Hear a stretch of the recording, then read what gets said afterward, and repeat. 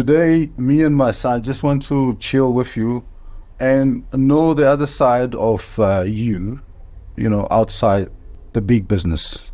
Welcome again, and I know you're married, happily married, with kids. Yes. Because I was there. I wasn't the best man, but I was there.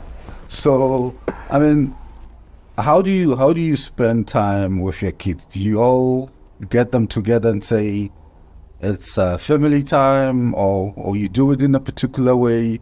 How do you do that? Yeah, like every family has a pattern that they get to establish, and some of the patterns are not like deliberately thought through and intentional. Things happen. The kids these days are super busy. My 9-year-old is the other day we're discussing the art of prioritizing. Daddy, I want to do horse riding. I want to, play tennis. I want to dance. I want to code. I want to do over and above, being at school, full day school. She's got all these many things that she has to do. And, like I'm doing tennis, Daddy, now I have to be kind of like the tennis partner, help her, shoot balls. Some of us, you would know, growing to be of this age, with where we come from as South Africans, we didn't have the privilege of having some of this, facilities that our children today are privileged to have. My daughter is doing piano, and she's doing tennis, doing horse riding, all those things we didn't know about. In those days, they didn't have access to them. So they're privileged to have all those things. So your life tends to be integrated with their life. And just to make sure she can explore and get to a point where she believes it's what she wants to do. Or it's a skill she's going to need somewhere in the future, we don't know. So that's what, and our lives get integrated into those, what she do. My eldest does, she likes drama. Today actually we're discussing, she wants to be part of a play that is going to be happening with some schools, and we're debating whether this is the right thing for her to do. She just come from a major production, Beauty and the Beast, at her school, and wow. It was just intense in terms of the commitment of time and everything else. So the life get integrated, your life get integrated with the life of your children and the things that they do. And the beauty about it is that you end up doing the things that you've missed. Like I'm doing Zulu with my daughter. My Zulu is not bad, but I didn't learn Zulu at school. When they're teaching you verbs and pronouns and all of those things in Zulu, now I'm getting to appreciate the language, So I'm learning as I'm teaching her. Not as good, yes, that is true, not as good. So, the thing about mother tongue, that means your mother's language tends to take over. We Zulu, we speak poor Zulu because we grew up in Limpopo with Pedis. So I speak deep Pedi than I will speak deep Zulu. So now I'm starting to appreciate, learning the language with my daughter, and, moving a bit ahead of where she is, and then being able to teach her. So life gets integrated with what the children want to do. We love to travel, so we get to integrate our life with what they want to do. The other time, I was learning how to ski. Never skied in my life. There's my daughter. We went to to do some dry skiing here in Randburg, just to get to understand. And then we get to the proper ski resort, and there's my daughter. She was like, Daddy, I want to go to that slope. I'm like, hang on. So we had to get an instructor to take her to that slope. The highest, and she just like fish to water. This was amazing. Yeah. So that's what gets to happen. So let me take you back to the drama story, because that's something that resonate and connect with me. Sure. When I was young, high school, I did drama, and I wrote and directed a drama at my school. Oh, really? And played in my school and other schools. Yeah. And I really took that stuff serious. But incredible. Back in the days, my parents were like, you can't play forever. You need to go be a doctor, a nurse, policeman, teacher, some real job. Sure. And fireman was in the pot too, and, right? that time I was just, I just wanted to help. You know, when you're small, you're not about material things. So. And I was serious. I wanted to be a fireman. Yeah. That's like the act of saving people from fire. Yeah. Being the strong guy with the hose and doing it. I mean, I wanted to do that stuff. Before I went to college, I had a gap year. I, saw a fire station in Boksburg, downtown. And I tried to apply, and I went there and I'm glad it didn't work, because imagine me being the fireman. So the good thing is today, I kind of reliving that. Today I support an NGO in Braamfontein called Global Girl Media, with the sole purpose of getting underprivileged young girls into film, photography, and journalism. So I get to chill with people creating and doing this stuff. Wonderful. I chair the board of the NGO, so I'm the boss. Yeah. But on the board, there are these creative people who made blockbuster movies and doing that stuff. So in a way, I kind of got back through the back door. I mean, one of the board director who also runs a production company, Bridget Pickering, she produced the movie Hotel Rwanda. So even today, I still collect movies. I think I've got about 350 collection of movies. I watch them probably 2-3 more times, but I don't watch it like you. Yes. Not in a bad way. No. But people see different things when they watch movies, right? I look at the storyline, the costume, because most movies are kind of come from the books, somebody's story life and all that, and way back into that. I mean, my favorite movie is Carlitos Way, which was done in the 70s. The gangs and the mafias in New York. That's unbelievable. So I think one of the first questions I wanted to ask you, just to demystify this whole CEO persona that you have, is what do you like to do for your own enjoyment, i.e. what do you like to do for fun? Let me put this, before I say directly what I do, just to contextualize exactly how I think about life and how I live life and what are the things that determine priorities for me, right? A couple of years back, when I was at Accenture as the head of Accenture, CEO of Accenture, we started working on a concept, truly human concept. And I liked this concept because what it was trying to do, we were trying to teach our young people, and of course ourselves as leaders, to have a balance between the mind, the body, the heart, and the soul. And I've ever since got introduced to this concept, I live by balancing always the mind, the body, the heart, and the soul. So I split my time in finding that balance. So the mind means I read a lot, sharpen my mind all the time, try to be up to date with the right kind of trends, information, studies, and other things.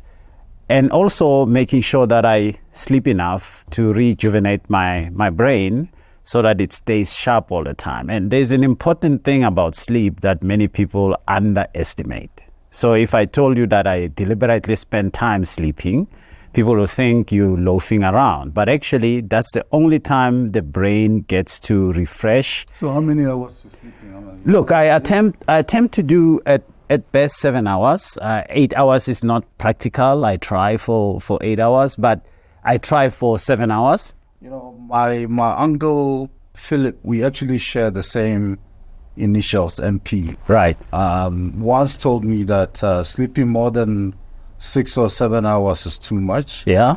Most soldiers sleep 5 hours. Yes. I sleep 6.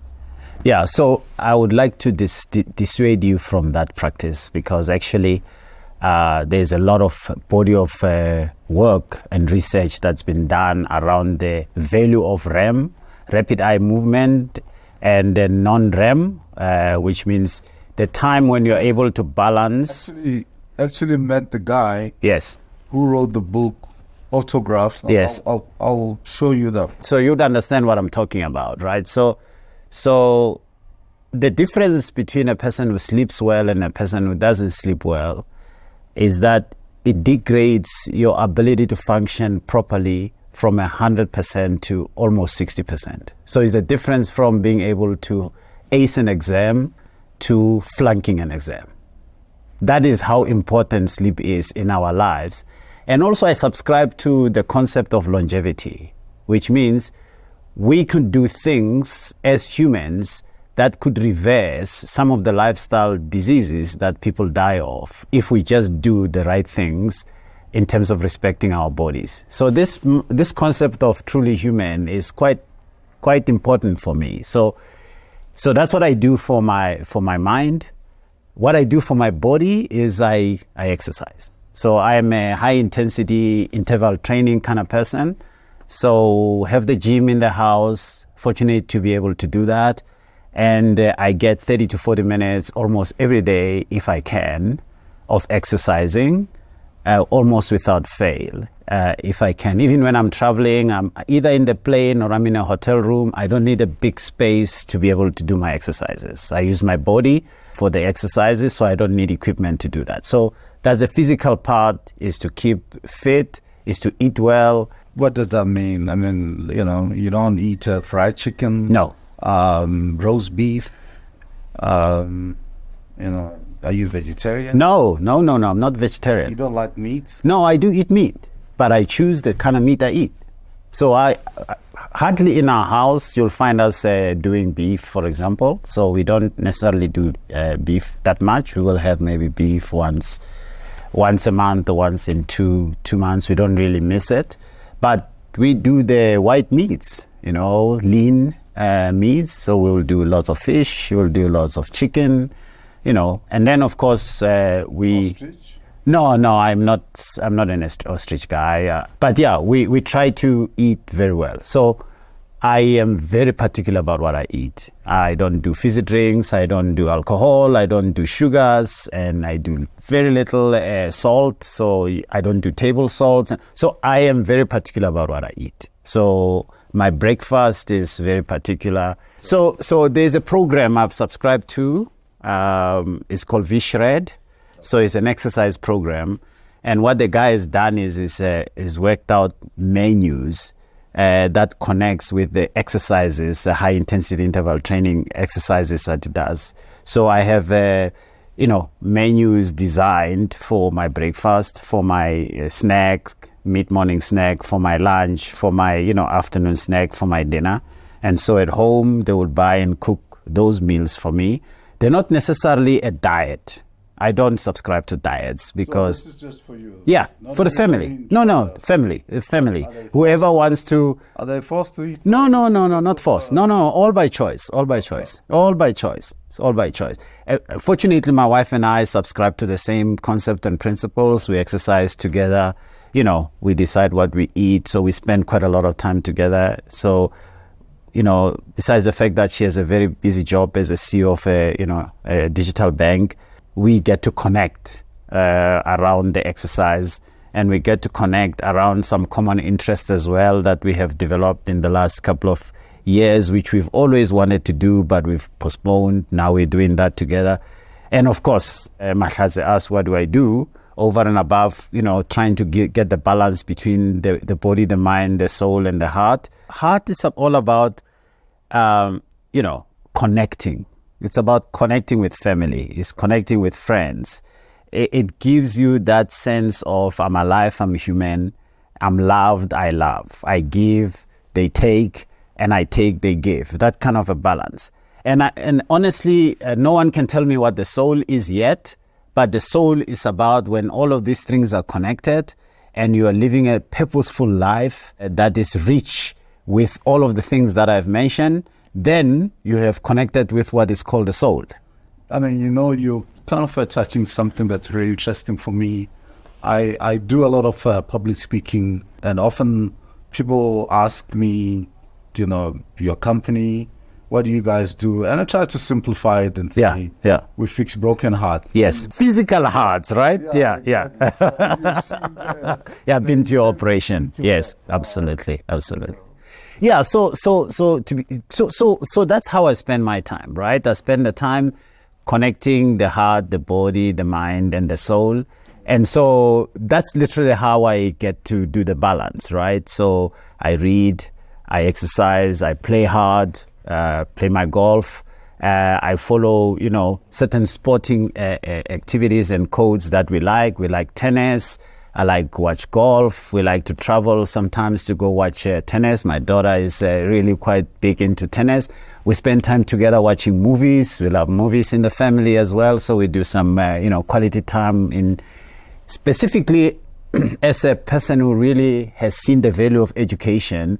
I try to direct, if I have my way, for us to watch something that brings about an element of education, in what we do. Now, my daughter will be one day I saw some comic movies and those type of things. But that's really what we do. All right. So another thing I wanted to ask you is that you've given us a lot about your journey so far, things you've learned, and how you would conduct yourself in your life on a day-to-day basis. So something I want to know is that if you could go back, let's say maybe 18, 19, that age range, would you change anything in your journey, or would you keep everything the same?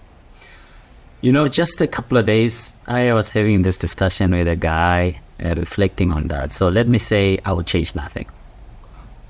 I had a rough time growing as a youngster. So just to put in context, we're 9 in the family, 5 girls, 4 boys. I'm second born. And when I grew up, so when I grew up in the rural villages of Limpopo, in a place called Mafarafara. Mafarafara is colloquial Pedi for far and far away. Yeah, Mafarafara. So when you drive, you pass Beggarsford and you keep driving across the river, Dearport River, and you keep going and you think that's the end of the world. You think like now you've reached the end of the world because it's just mountains around there and there's nothing. Like literally there is absolutely nothing. A few scattered villages around there. So, the concept of you starting a school as your first graders, and then the second grade is you, the third grade, then you get, junior primary is done, then you must move to another village and all of that. Now, I'm saying this in particular because I want to put in context why I wouldn't change anything, right? So my father worked at the mines, and we saw him at the end of the month for a weekend, and he was gone again, that kind of a thing. And my mother was raising us, during that time. So it was quite a very challenging time for a young person. You spoke about wanting to be a fireman. I only knew probably by my hand the kind of options I have for a career. One was a truck driver. The one was to be a priest. The third was to be a doctor or a nurse, right? Teacher and, a few. Yeah, but we hardly saw police people there. There were no police people. We didn't need police officers in the rural areas. We didn't have crime, zero crime. We didn't know what crime was, right? That somebody could come into your house and steal your stuff? No, it didn't happen. I want to be a truck driver. Oh, huh? Yeah, I want to be a truck driver because we had a mine there and the truck drivers used to come there. No. Actually, the truck drivers now and then used to come there with these big tippers, right? To come and collect the chrome there and everything else. And it's mountainous and all of that. And you hear this big truck and the sound. Vroom, vroom, vroom, vroom. And we were all get out of our little villages, run to go see this truck. Felt very prestigious, right? Looked at this thing and like, nah, truck driver, no. The career I really wanted to pursue was becoming a Catholic priest. That I took very seriously. And it shaped who I had become. Priest? Yeah, absolutely. Really? Yeah. Age? Bro, I don't see you. I'm a chief evangelist. Okay. Chief evangelist. I can preach like you've never heard me preach before, right? Okay. So I really wanted to be a priest. So what it did for me is that it got me the discipline.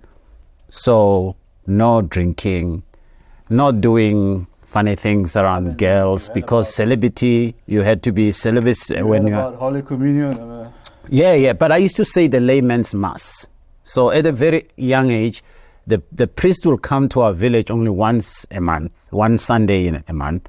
So you had to have someone who holds the community and the church during the months when they're not there. So as a youngster growing up, I had to say the layman's mass. There's a version in the Catholic of a layman's mass. So I used to lead the church, even at that early age, sing in the church choir and all of those things. So I wouldn't change anything, because all those things, the hardships I've gone through, the struggles of learning, crossing a river to get to the school, walking 10 kilometers, doing everything by correspondence, and has built the William I am today. It's taught me resilience, has taught me, to be so self-disciplined, has taught me to appreciate the value of family and community and everything else. Changing what I've gone through as my journey, I think would have a fundamental impact on the person I am. So it was hard then, and it felt like I could do better, but on reflection, it has actually built me to be who I am. That's the reason why I wouldn't change it. So actually, I got asked that question before by someone, Matlat. Answered it the same way, but not similar. Yeah. And fireman, not a priest. But the one thing that I would change if I were to start again is to have more foresight. If I do things like this and see how things like this can turn into very quickly.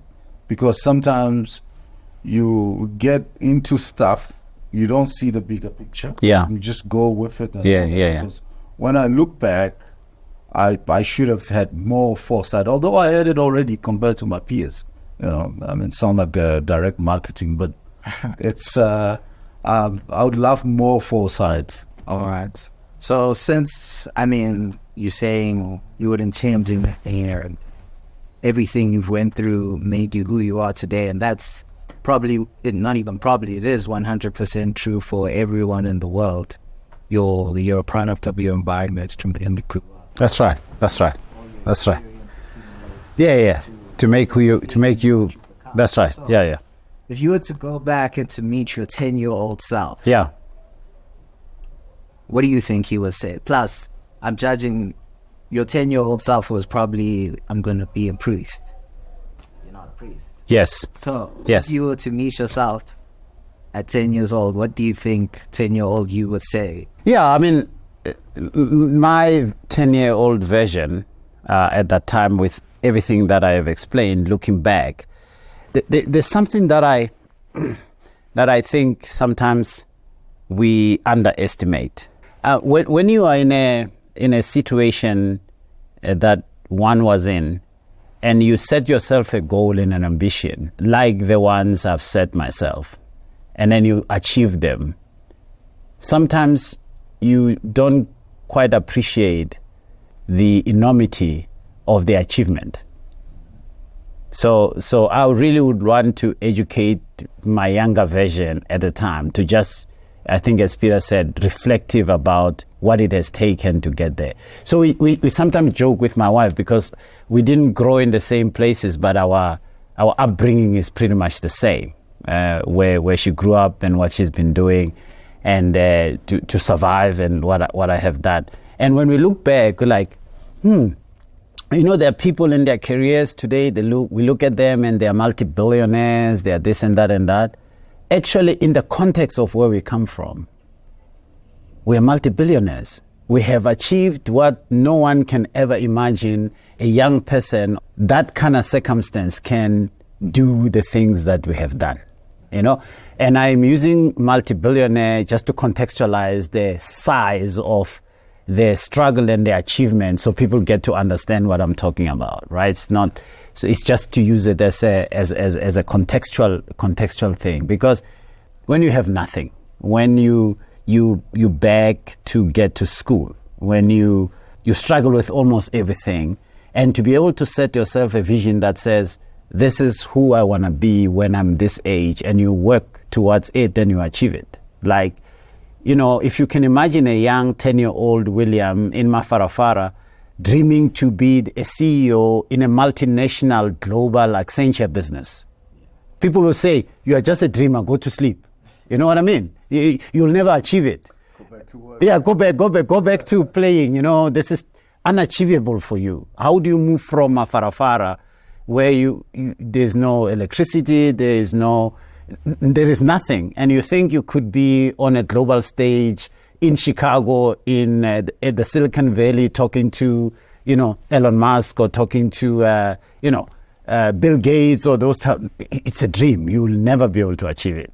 And yet, we have.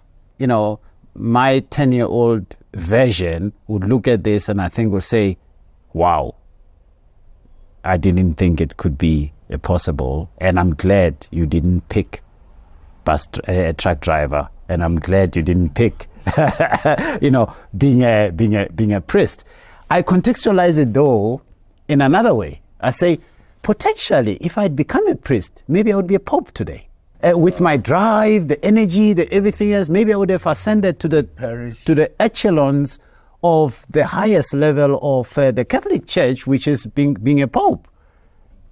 Maybe I would have been the first black pope. Who knows? I remember very well a little bit of that story. The epitome of somebody who started from humble beginning, who started with nothing. Remember your wife made a surprise birthday. Yes. At the Forum, yes. My favorite restaurant. Yes, you guys conspired there. The wife was like putting it together, inviting all the friends, finding the numbers. I don't know how she did it, but it just turned out to be so beautiful. Yeah. And that's where they were telling about the Mafarafara story. That's right.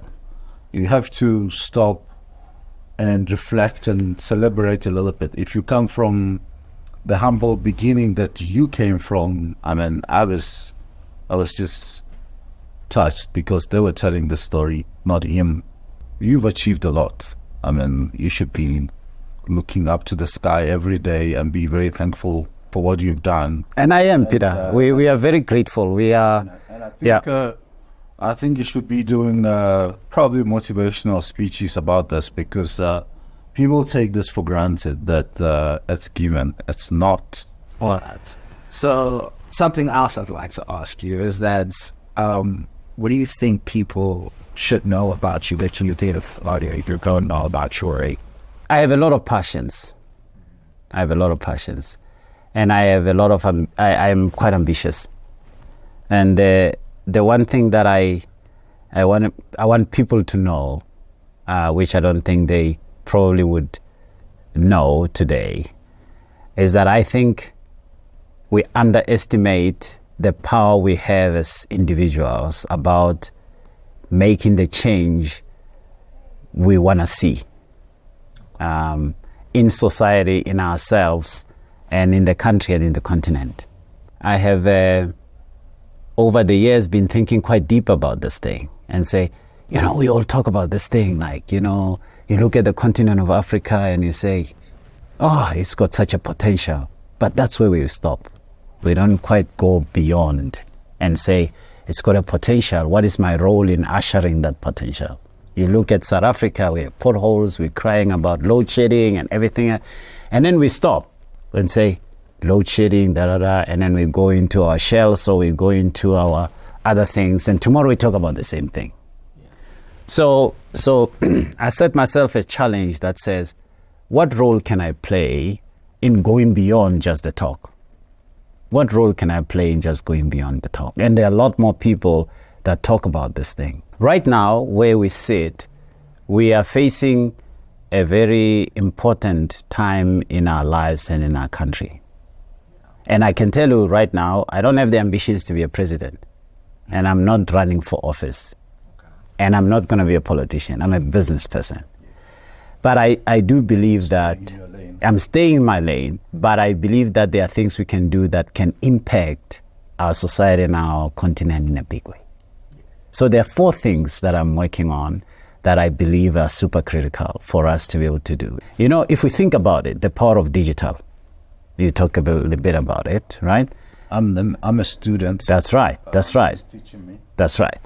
If we think digital technology, the second thing, if we think about the power of education, just the power of education. The third thing, if we think about the power of financial inclusion. And then the fourth dimension is if we think about zero hunger. If we focus on those four things, we will change this continent to be a powerhouse. Digital leapfrogs us as a continent, and we have a demographic dividend, which means young people who are born in the millennial and who can understand these digital things very, very quickly and take up to it. Just look at the power of the biggest platforms that have been created and born out of this continent. And I think we haven't yet understood the power of the nexus of these four big things. So in directing my career, in directing what I do, where I spend time, I always seek to find how I can operate in the nexus of these four things. I'm working now with some like-minded people, and we are mobilizing from a civic society perspective to try and see how we can influence change in this country to get over the bribe conversation. How can we bring the change we want to have, leveraging the collective genius of our people and the power of these four things to make the change we want to make? And I'm asking a lot of people that I meet that instead of thinking that the government must get us jobs, instead of thinking that the government must fix potholes, the government must do away with load shedding, if the government is not doing what we want, we should be thinking about how we put a government that will do the things that we want.